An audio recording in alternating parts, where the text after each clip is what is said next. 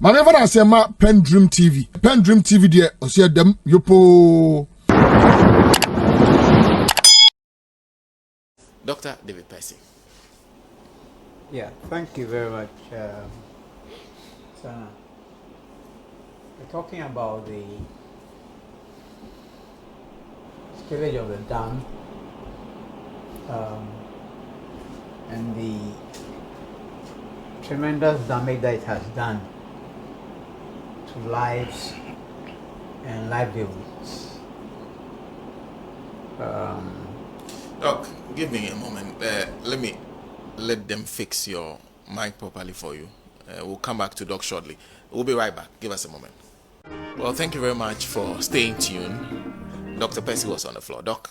Yes. I'm saying that we are talking about a combination of nature and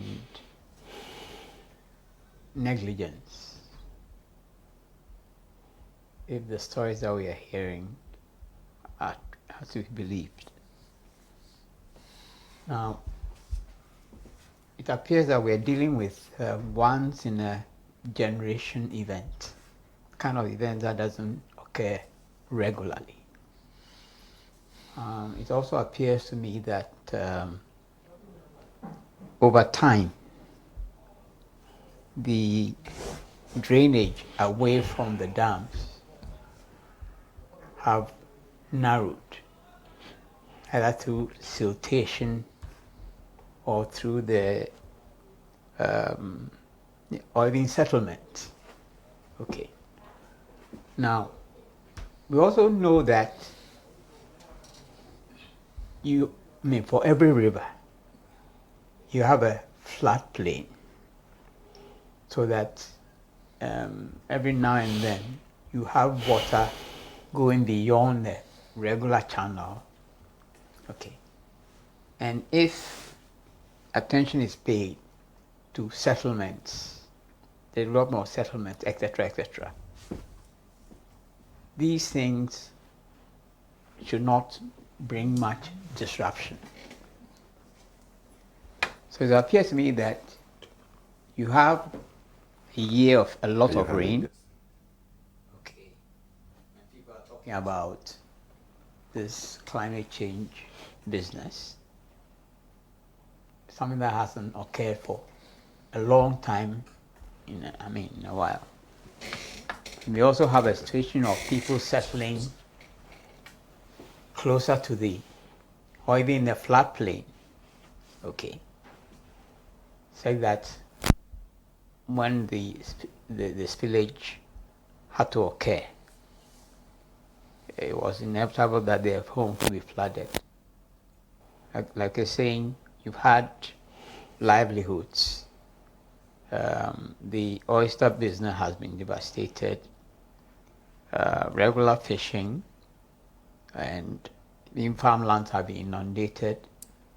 There's been huge damage done to the aquaculture, fish farming business, all the way downstream. Now, in a certain sense, this is also symptomatic of our country, and the fact that the standard of governance has been gradually declining.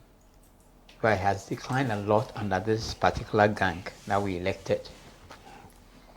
But we have become accustomed to underperformance and mediocrity. You find it in every aspect of our national life, in the management of our affairs. But then talking about the government of President Addo, he has effectively told us that he has checked out. Has he not? He said that he's he's waiting for the next leader. Okay. I've heard people targeting the helpless vice president as if he wields any authority in this country. He doesn't. Really? He doesn't. Under the NPP, Dr. Baumia, no. When Aliu was vice president, he didn't wield any authority when Kufuor traveled. I'll be very surprised if Vice President Baumia wielded any. But if he did... He's economic whiskey, though. Sorry. Supposed. Sorry. He's a Simpa Penying. Apologies to my cousins in Simpa. He's a Simpa Penying. He doesn't wield any authority. He knows his place. He knows his place. He's being prepared for Addo's possible third term by giving the nature of their party. He himself must know that it is very unlikely that in the likely event that they are able to break the 8 or steal the 8. Sorry, still breaking the 8, yes. He will simply be a lapdog to be directed and superintended into what to do. But there's also another angle to this, which came out in the remarks of the president when he finally managed to show up, having finished with the grandstanding for Israel and Ukraine. And it is this. There's been a long-standing, and this is a historical matter, there's been a long-standing disdain, even contempt, for the peoples of the Volta region, previously the Trans-Volta Togo. The elements in the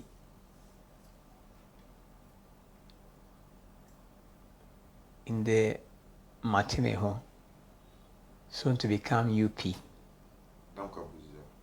Yes, you can call them. Did not want the inclusion of Trans-Volta Togoland in what was to become Ghana. But they don't want its inclusion in the Gold Coast. That was then to become Ghana. Because they believe that it would deny them an automatic Akan majority. And that is at the base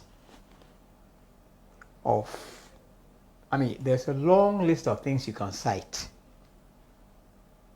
Okay, even including to the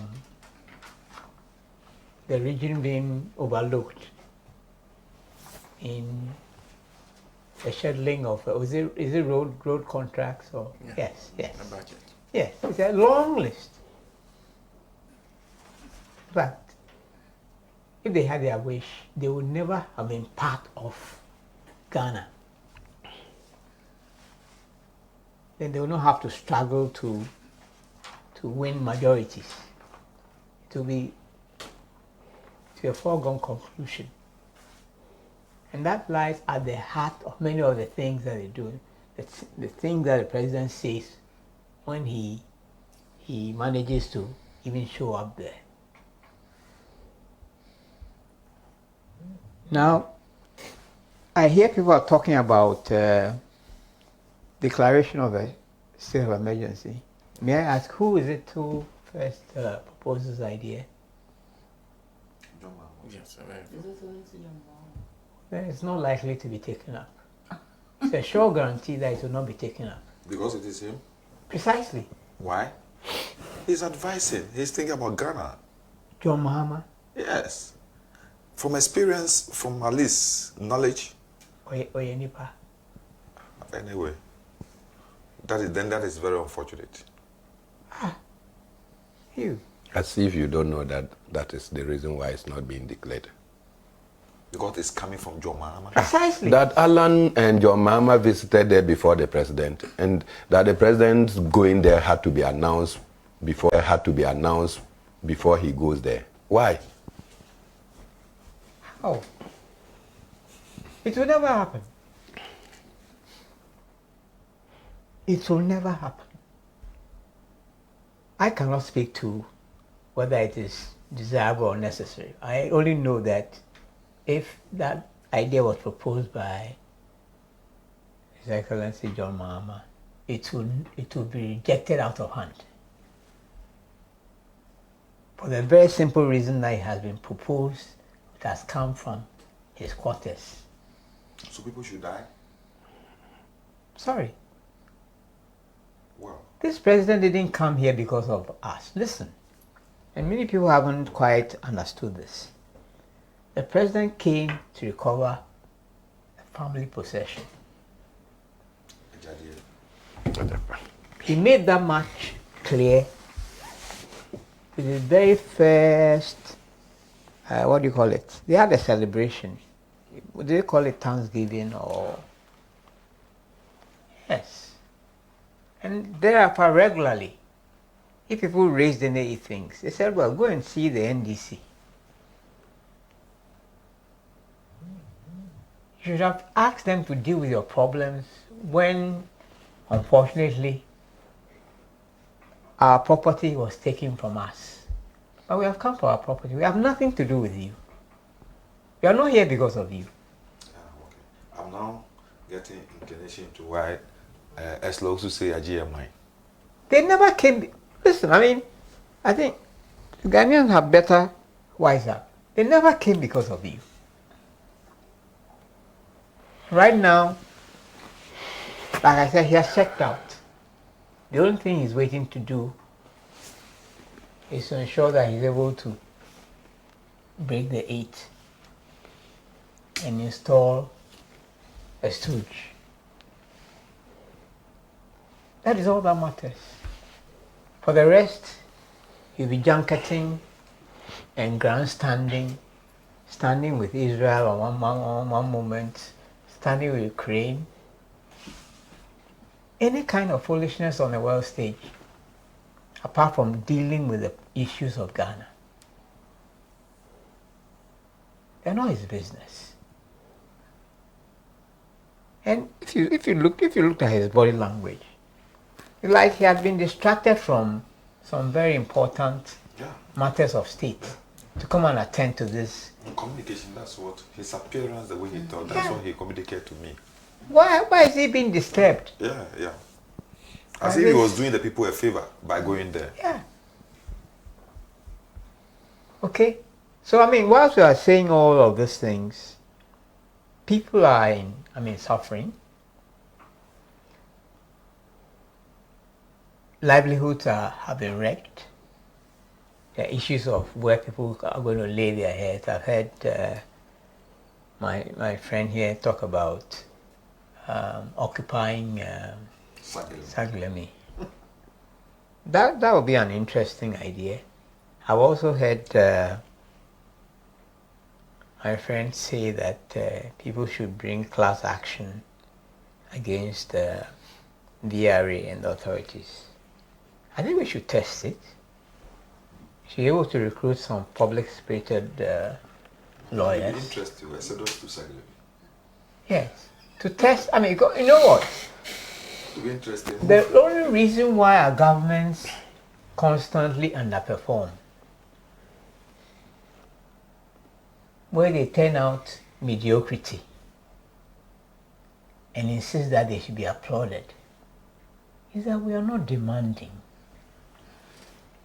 As citizens. We don't show anger. These people are employees. They are there because of us.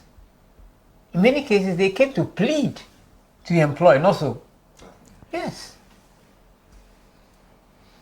Yet, we are not sufficiently angry. We are not demanding.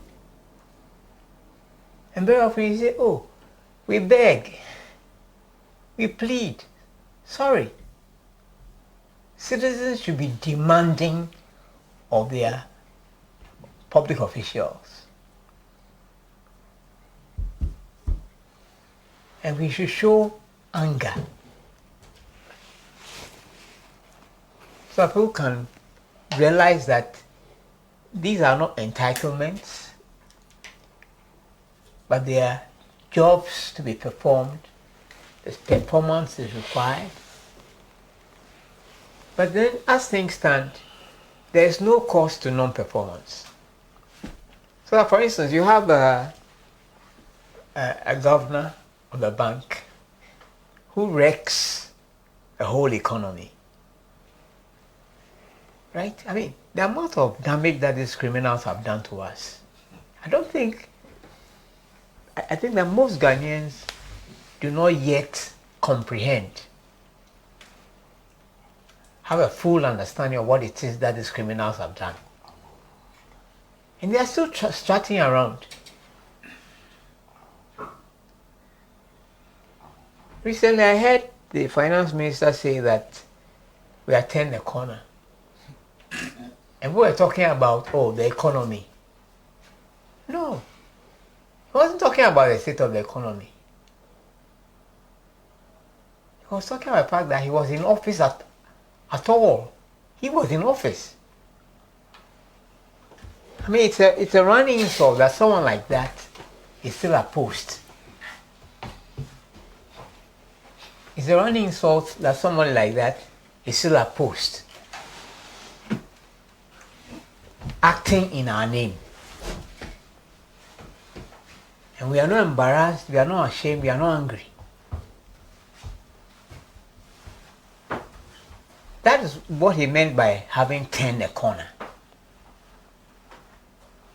Even how many, is it the 98 persons in the MPP who said is it 98 persons? 60, 93. No, they were at some point 98. Yeah. So they were 88. Whatever. That was what he meant by talking about having turned the corner. That nobody was baying for his blood, insisting that he should be sacked. That such a character can be at the head of our finances says a lot about us and what we are willing to settle for. So I don't expect much from the interministerial committee that they have set up. I'm sure that various private groups, private individuals, I've seen that people are passing around their hat, so to speak. I've seen an appeal by the Ghana Institute of Engineers, various society groups are passing the hat around. I believe our host is even himself in the fray. Of course, you are a citizen as well. And I'm sure that as the Ghanaian people did with the flood of those returnees from Nigeria,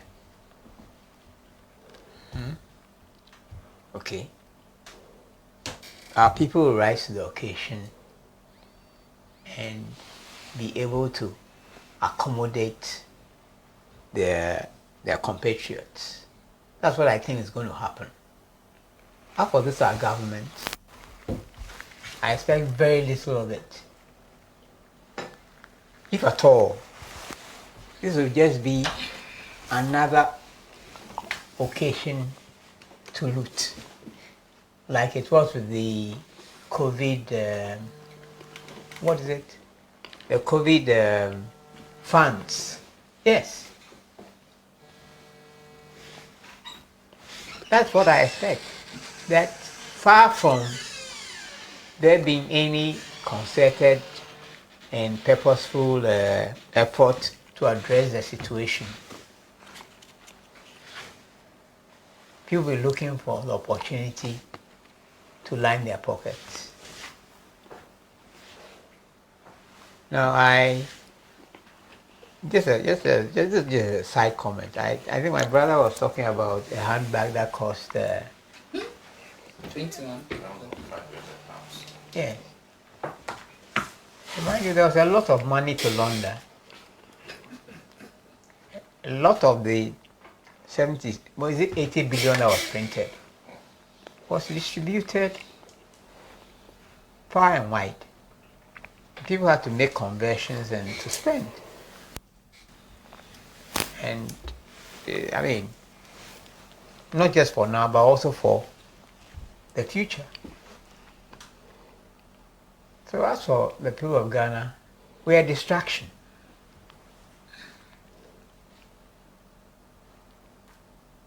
They are not here for us.